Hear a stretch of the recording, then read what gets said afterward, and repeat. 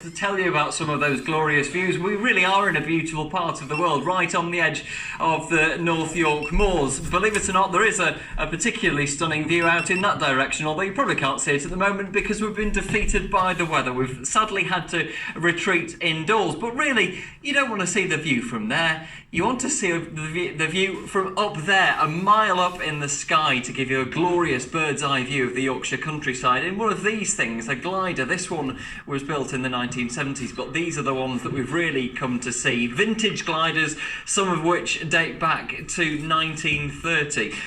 Andy Parrish is the Chief Flying Officer here. He's from Doncaster. Andy, tell us what's so special about these aircraft. Well, as you can see, they're rather beautiful anyway, and when you think that some of them are 70, 80 years old, they've been preserved all this time, and people still enjoy flying them. And what is so great about flying them? What's that feeling like when you're gliding up there? Well, the challenge of gliding is to take an aeroplane with no engine and to stay up and to go somewhere and possibly get back to where you started from. And the challenge is even harder in these gliders because they don't have the performance of the modern equipment. Now, part of the reason we've been defeated by the weather is because there's a difference in what the gliders are made of as well between the old and the new. These are wooden for the most part, yeah. Modern gliders are built out of all sorts of high technology composites, carbon, Kevlar and glass fibre.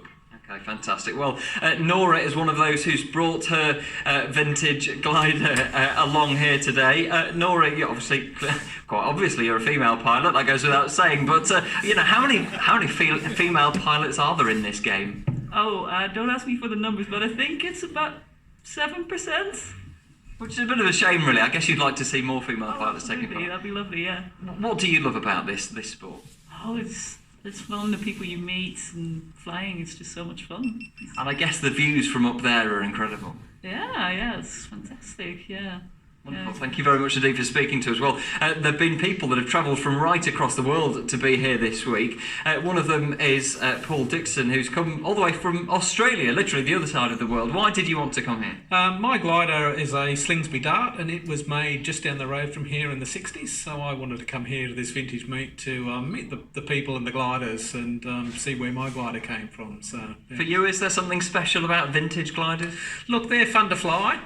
It's nice to keep old aircraft in there, and they're just quite different to the modern fiberglass gliders. So good fun is the main reason. And how does gliding in the Yorkshire weather compare to gliding back at home? A little bit different. Not quite as warm as at home, but the scenery's much better here anyway. Fantastic. Well, thank you very much indeed. Well, the rally is on the whole of the week. Let's just hope that we see some better weather so that people can get out there and enjoy that Yorkshire countryside from the skies. Fingers crossed, Michael. Near first, thanks very much indeed. Now, make sure you join us on tomorrow night's programme, of course.